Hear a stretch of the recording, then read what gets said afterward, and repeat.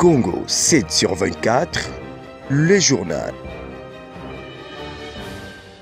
La clôture de la revue annuelle du Centre provincial de transfusion sanguine à Goma a eu plusieurs stratégies pour l'amélioration au sein du domaine transfusionnel dont les participants ont montré leurs recommandations après une durée de 5 jours. Dans ces revues de 5 jours que nous venons de clôturer, on a eu à voir dans l'ensemble, dans la globalité, le problème qui mine notre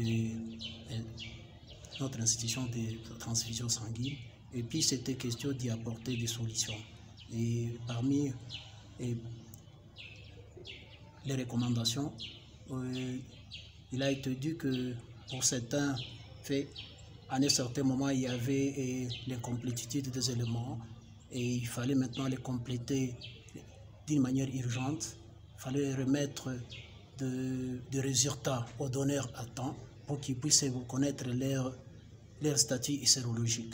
On est satisfait parce que ça apporte un plus dans notre travail que nous allons faire sur terrain. Ça va nous aider, c'est sous forme de boussole que nous avons encore une fois pour l'année 2024 qui va nous aider tout au long de toute l'année. Franchement, c'est un sentiment de satisfaction parce que nous sommes là justement pour la revue annuelle et on a essayé un peu de racler tout ce qui s'était passé en 2023 et nous sommes maintenant en projection de 2024. Sinon là, vraiment c'est un sentiment de satisfaction parce qu'il y a des amendements et il y a des recadrages. Par rapport aux grandes orientations, c'est juste, premièrement d'abord, nous allons nous mettre au travail.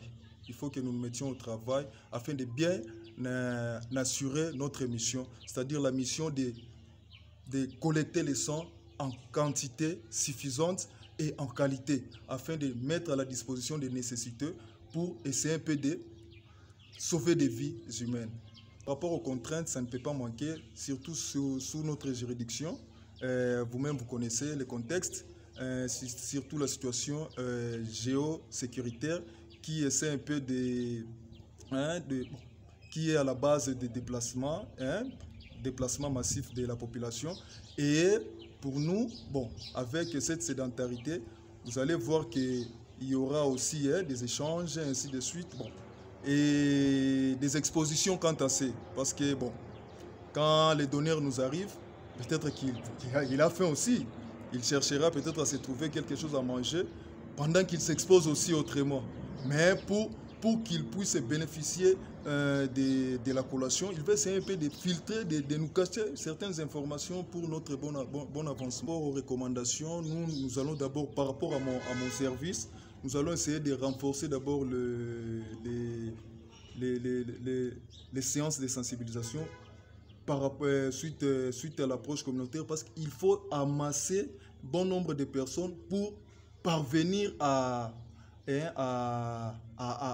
répondre aux besoins de nécessité qui sont des malades qui nécessitent la transfusion sanguine. Par ailleurs, cette revue 2024 a été supervisée et mise en clore par la Division provinciale de la santé. De la collecte jusqu'à la distribution de sang. Et nous avons même évalué nos plans d'action opérationnels, le PAO 2023, et nous venons de valider nos PAO 2024. Et donc, nous passons, tout ça c'est pour concourir à l'offre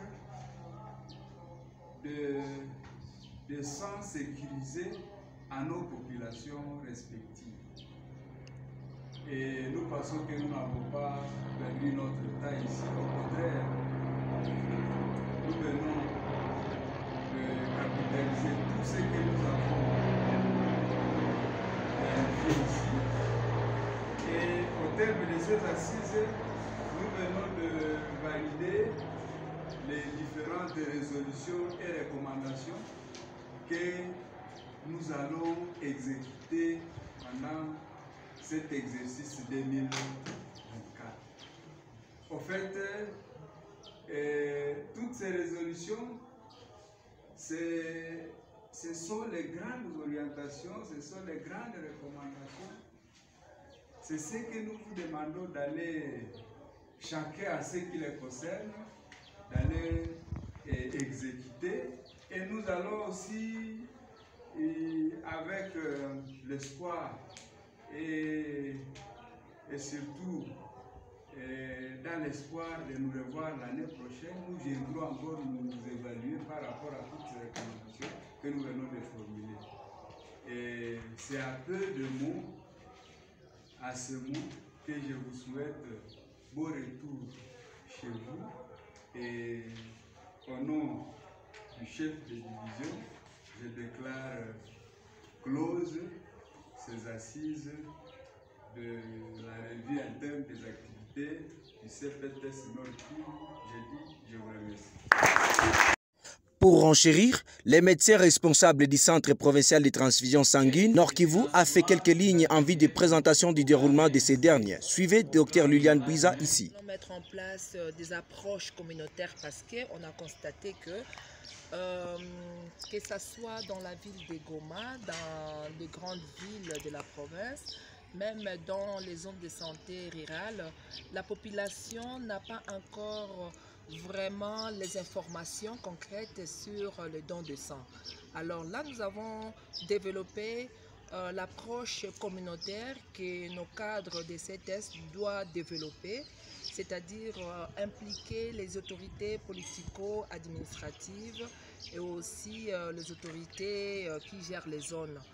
La population malade a besoin du sang et la solution doit provenir de cette population. Donc nous allons impliquer tous les médecins chefs de zone, les IT, les EAC dans cette activité. Aujourd'hui, l'activité de collecte de sang est limitée en majorité par les donneurs qui sont des élèves et des étudiants. Focaliser seulement sur eux, on n'arrive pas vraiment à couvrir le besoin de tous les hôpitaux. Une autre approche que nous avons retenue, c'est de pouvoir doter les hôpitaux en banque de sang.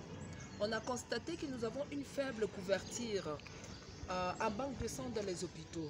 Les hôpitaux veulent bien donner du sang sécurisé, mais du moment qu'ils n'ont pas des dispositifs qui permettent de conserver du sang, et c'était difficile pour nous d'encheminer le sang sécurisé à partir de nos plateaux techniques. Retenons qu'à Goma, on a développé une approche de pouvoir centraliser les activités de collecte, de qualifier et de redistribuer ce sang, ces unités au niveau des hôpitaux. Alors ceci demande à ce que les hôpitaux soient vraiment équipés correctement en banque de sang. Dieu merci, nous avons déjà eu des partenaires qui ont mis à notre portée des banques de sang, 22 banques de sang.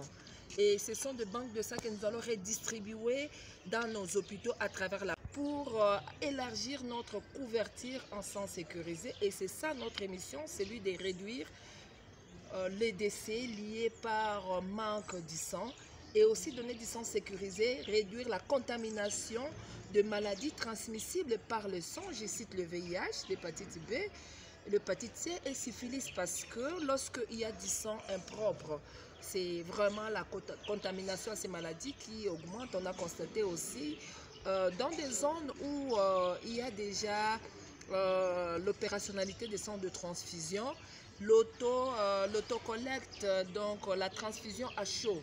Il y a des zones, il y a des hôpitaux qui recourent encore à des prélèvements locaux que nous sommes en train vraiment d'interdire. Et on a pris une forte recommandation, vraiment une recommandation formelle, de pouvoir interdire tous les hôpitaux qui recourent encore à des sangs impropres du moment que le centre de transfusion a la capacité de leur donner du sang propre.